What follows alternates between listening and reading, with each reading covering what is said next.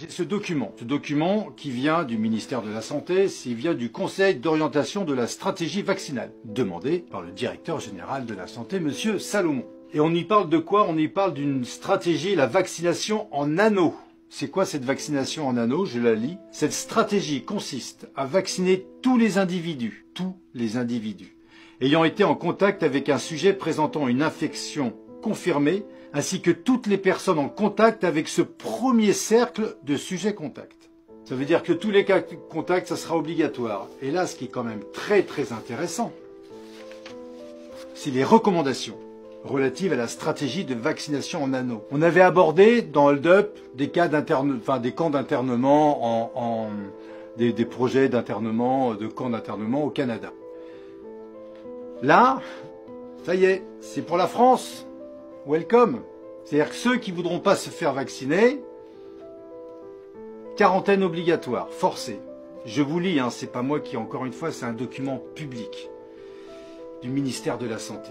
Merci, Monsieur Salomon. La vaccination en anneaux appelle à la mobilisation rapide d'équipes mobiles pour administrer en urgence une dose de vaccin à tous les contacts primaires d'un cas confirmé, ainsi qu'à tous les contacts secondaires de ces contacts primaires, et ce, quel que soit le statut vaccinal de ces personnes. Vous avez entendu? Je poursuis. Alors oui, il est précisé, hein, c'est génial ça. La vaccination en anneaux doit se faire dans le cadre d'un schéma vaccinal complet à 2 doses, pour ceux qui n'avaient pas encore été primo-vaccinés, et avec une seule dose, pour les personnes déjà complètement immunisées. Dans le cadre d'une stratégie de vaccination en anneaux, une quarantaine stricte et surveillée doit être imposée pour les personnes étant identifiées comme contacts primaires ou secondaires et qui refusent la vaccination. Eh bien, on y est, messieurs, dames, on y est. Voilà. Et là, sincèrement, moi, je sais, voilà.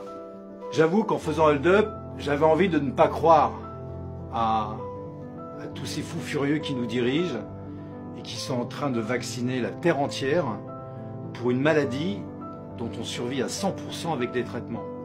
Là, le taux avant la vaccination, le taux de survie à cette maladie, c'était de 99,95%. De qui se manque-t-on?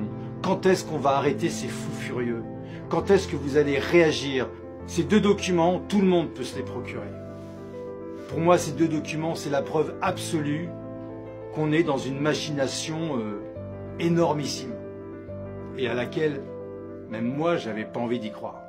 Quand j'ai fait Hold Up, c'était juste un point de vue, on n'a reçu aucune plainte en diffamation. Franchement, je suis boum, ça